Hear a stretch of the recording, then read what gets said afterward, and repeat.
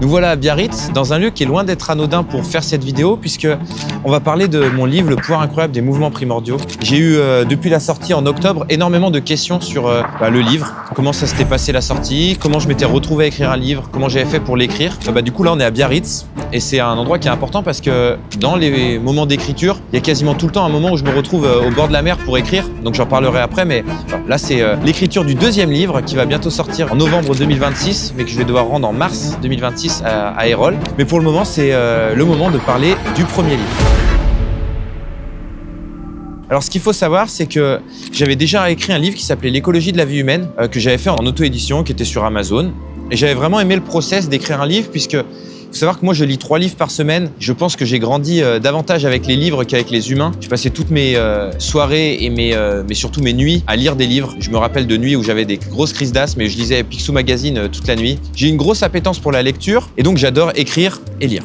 Donc j'avais écrit ce premier livre, mais il parlait pas du tout des réflexes, il parlait pas du tout du développement sensoriel. C'était vraiment un livre un peu sur le développement personnel philosophique, ça s'appelait L'écologie de la vie humaine. C'était comment on gère nos ressources et nos contraintes. Et puis ces derniers temps, j'ai beaucoup travaillé sur les réflexes, j'ai eu la chance d'avoir un peu plus d'audience et je commençais à avoir des idées d'écrire un livre puisque j'avais modélisé des choses et il s'avère qu'au moment où je m'y attendais le moins, puisque je venais de signer le contrat avec le Grand Rex pour faire une conférence d'une journée le 29 mars 2025. Et donc un mois après ce gros projet, j'ai Stéphanie Chabert qui m'écrit en disant « Hello Lucas, je travaille avec une maison d'édition qui cherche quelqu'un pour écrire un livre sur les réflexes, ton nom est sorti, est-ce que tu peux faire un rendez-vous téléphonique avec eux ?» Donc moi, je fais le rendez-vous téléphonique, je crois que c'est en août, et le rendez-vous téléphonique se passe tellement bien que le soir même, ils m'envoient le contrat. Et donc c'était la maison d'édition Erol, avec Aurélie Le Guyadier, et ils m'ont dit « écoute Lucas, il faut que le livre soit prêt en février, et puis on le publie ». Donc on se retrouve en fin août, début septembre, j'ai le Grand Rex à préparer et le livre à écrire, et je commence en fait à modéliser tout ça. Donc globalement, c'est la maison d'édition qui est venue me chercher, mais je pense que s'ils ne l'avaient pas fait, je l'aurais fait peut-être dans 1 ou 2 ans. Mais à la base, c'était une demande de la maison d'édition. Et donc derrière, il y a eu un vrai travail sur le livre, sur comment rendre ça simple. Je suis fasciné par les réflexes, par le développement sensoriel. J'ai lu, je pense, la majorité des livres importants sur le sujet. Et en fait, je trouvais que tous les livres, ils étaient très complets sur le côté théorique, mais des fois tellement complets qu'on perdait l'aspect pratique. Et dans mes séminaires à moi, j'offrais toujours 2 livres, qui c'était le Grand Livre des réflexes et Original Strength. Et en fait, Original Strength, c'était un livre de Tim Anderson qui parlait de mouvement, et tout le monde le comprenait, l'adorait, et pratiquait. Et puis il y avait le Grand Livre des réflexes où tout le monde disait « j'ai rien capté à ça, c'est trop compliqué, etc. » Et je me suis dit, comment on peut faire rentrer des gens qui sont pas professionnels par la lecture, alors qu'on sait tous que dans la vie de tous les jours, il y a de moins en moins de gens qui lisent, et comment on peut les faire rentrer dans un livre qui est cool. Moi, j'ai une grosse passion pour le mouvement, une grosse passion pour la lecture. Je me suis dit, je vais essayer de mêler les deux. Et donc, on a fait ce livre. Il y a eu du coup des moments d'écriture. Donc, au début, j'ai essayé d'écrire pendant mes trajets, quand j'étais dans le train, entre chaque séminaire, à l'aéroport, etc. Jusqu'au moment où j'ai fait une première retraite d'écriture. Donc, c'était à Annecy, en décembre. Et où là, je me suis dit, il faut absolument que je finisse quasiment le livre. Donc, pour chaque écriture de livre, ceux qui me demandent comment j'ai fait pour écrire, en général, je note mes idées sur mon téléphone dans mes notes jusqu'à ce que je trouve que j'ai fait le tour des idées. Une fois que j'ai fait le tour des idées, je me dis toujours quel est l'objectif du livre. Et là, pour le pouvoir incroyable des mouvements primordiaux, l'objectif c'était faire découvrir aux gens ce que sont les réflexes archaïques et les mouvements primordiaux et la sensorialité. Premier objectif. Deuxième objectif, leur permettre de pratiquer sur eux par des tests pour voir là où il y a des choses à travailler. Et le troisième objectif, leur proposer un programme qui pourront travailler sur ça chez eux, en sécurité, avec leurs enfants et pour monsieur et madame tout le monde, sans connaissance. Et donc, le plan était structuré là-dessus. Une première partie sur de la théorie, très rapidement une partie sur des tests avec des QR codes, avec des photos, donc quelque chose de très visuel puisque je voulais stimuler tous les sens. Et enfin, une partie pratique. Donc, l'écriture s'est passée, j'ai envoyé mon manuscrit et là, forcément, comme tous les écrivains ont dû, je pense, avoir un jour, c'est un petit peu le moment qui est compliqué parce qu'on doit faire des relectures à peu près toutes les 2 semaines. C'est insupportable, je vomissais mon livre, je pouvais plus le supporter, j'avais l'impression que c'était horrible. En plus, la maison d'édition te renvoie une version, il y a quasiment que du rouge parce qu'ils vont déplacer les virgules, ils vont déplacer les points d'interrogation, ils vont changer les phrases, etc. Donc c'était un peu compliqué. Il y avait un vrai débat sur le titre parce que la maison d'édition au début voulait le pouvoir incroyable des réflexes archaïques. Et moi, je considère que les réflexes archaïques n'ont pas un pouvoir, en tout cas pas chez l'adulte, c'est plutôt des freins. Donc il a fallu changer le titre. Après, la maison d'édition a voulu que ça soit « Soulage tes douleurs chroniques ». Moi, j'ai pas le droit de parler de douleurs chroniques parce que je suis pas professionnel de santé. Donc on a dû adapter plein de choses. Il a fallu faire un shooting photo qui a pris une bonne journée pour avoir toutes les images de la bonne façon, etc. Donc c'est toutes les choses que moi, par exemple, je déteste faire. J'adore créer, j'adore partager, j'adore modéliser.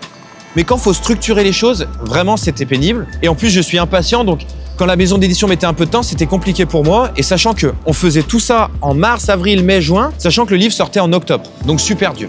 Donc ça a été la première vraiment difficulté sur le livre. Après, bah voilà, tout a déroulé. Le livre, j'ai eu la version finale, je crois, en juillet. Et puis après, il fallait attendre la sortie, donc la couverture, les précommandes, toutes ces choses-là. Donc ça, c'est l'histoire du livre, la création. Pour ce qui est de la sortie du livre, on me demande souvent comment le livre a fonctionné. Ce que je peux vous dire, c'est que moi, j'attendais beaucoup plus parce qu'en fait, j'avais aucun repère sur comment un livre se vendait. Donc pour moi, je pensais qu'on allait vendre des centaines de milliers de livres. Ça a beaucoup fait rigoler les personnes avec qui j'ai travaillé dans la maison d'édition qui me disaient que si on faisait 100 000 livres sur un livre de ce format, c'était merveilleux. Par contre, il s'avère qu'on a été obligé de réaugmenter le tirage avant même la sortie du livre parce que les précommandes ont dépassé les attentes, qu'on a dû encore une fois rééditer, donc on a fait 3 tirages, qu'il y a eu des bugs avec Amazon tellement on en a vendu, et que pour vous donner un ordre d'idée, il y a un repère qui s'appelle Edistat, c'est un peu comme le top 50 de la musique, et qui fait les livres les plus vendus en France. Et aucun livre sur les réflexes, aucun livre sur le développement sensoriel, aucun livre comme ça n'avait été dans le top 50, jamais. Et le livre, à sa sortie, était classé 10e. Donc c'était vraiment fou. La première fois que je suis allé dans la maison d'édition, ils m'ont dit que c'était vraiment incroyable les ventes. Donc les ventes ont été incroyables par rapport au domaine, mais beaucoup moins par rapport à des livres comme, je prends l'exemple parce qu'il est sorti le même jour, Astérix en Lusitanie. Alors qu'en réalité, vous savez très bien, Astérix, ils vont avoir des problèmes, à la fin ils vont s'en sortir, on connaît tous l'histoire. Mais les gens se ruent beaucoup plus sur une BD que sur un livre comme Le pouvoir incroyable des mouvements primordiaux. Derrière, le livre sort, les premières librairies l'ont, les premières Fnac. Je crois qu'au moment où je tourne la vidéo, il y a plus de 80 librairies en France. J'ai appris hier que le Canada avait publié le livre aussi. Donc en fait, il y a un organisme un petit peu comme Fnac ou Cultura au Canada qui a mis le livre dans tous ses magasins ou dans 80% de ses magasins. Donc le livre est disponible dans une 70aine de librairies ou magasins au Canada. Des librairies particulières ont aussi le livre. Donc ça, un grand merci à Monsieur Roy qui s'est occupé de ça, des éditions Flammarion Madrigal, pour mettre tout ça au Canada parce que c'était assez compliqué. Et derrière, le livre, c'est de la promo. Et ça, je pense que c'est un peu la partie oubliée. Beaucoup de gens pensent que le livre a fonctionné parce que j'ai beaucoup d'abonnés sur les réseaux. En réalité, j'imagine que ça joue, mais c'est aussi parce qu'ils ont confiance au travail que je fais depuis 3 ans. Écrire un livre, pour moi, c'est un peu un moyen de communication qui est complètement différent d'un séminaire, d'une conférence. Et je l'ai pu le voir depuis la sortie du livre. J'ai fait une dizaine de conférences gratuites dans plusieurs pays, France, Belgique, Suisse, là on est en train d'organiser au Canada, pour communiquer sur le livre. Et en fait, je me rends compte que c'est souvent quand les gens ont fait la conférence avec moi, ils sont rentrés dans mon univers, que là, ils vont pouvoir être intéressés par le livre. Et justement, c'est un petit peu le but de ce livre, c'est faire en sorte que par ce livre, tout le monde puisse y avoir accès. Et moi, c'est là où c'est important pour moi la présence en magasin, c'est que j'ai pas envie de toucher que les gens qui me suivent sur les réseaux, puisque les gens qui me suivent sur les réseaux, ils ont déjà cette entrée. Moi, je veux que la personne, elle puisse rentrer dans un magasin, voir le livre. Il est souvent mis en avant dans les Fnac parce qu'il se vend bien, et se dire « Ah, ce livre m'intéresse ». Je rentre dans le livre et en fait, par le livre, comprendre ce que sont les réflexes archaïques, comprendre l'importance du développement sensoriel, comprendre à quel point ça peut impacter nos vies, et commencer à mettre des choses en place, et commencer à mettre du mouvement. Ce que j'ai toujours dit, c'est que moi, je suis un enfant qui a grandi par les livres et le mouvement. Et ce livre, il réunit les deux et c'est merveilleux si les gens le lisent. Et je suis toujours hyper touché quand vous me renvoyez des messages en me disant « J'ai lu le livre, je pratique avec mes enfants, ils dorment mieux, ils sont plus calmes à l'école, j'ai l'impression que j'ai moins de tension dans le dos, j'ai l'impression que je suis moins stressé. » En fait, toutes ces choses-là, pour moi, ça a énormément de valeur. Et je trouve que le livre, c'est là où il est pertinent. Il est pertinent évidemment pour ceux qui me suivent, mais il est surtout pertinent pour ceux qui découvrent ça et qui peuvent rentrer à leur rythme dans ce monde-là. Ce qui est aussi ultra important à comprendre, c'est que pour moi, ça a été très dur d'écrire le livre parce que je suis quelqu'un qui me remet énormément en question et qui suis énormément remis en question par les autres. Je sais que ce que j'amène fait réfléchir beaucoup de professions, parfois dans le bon sens, parfois dans le mauvais sens, et donc je prends beaucoup de critiques.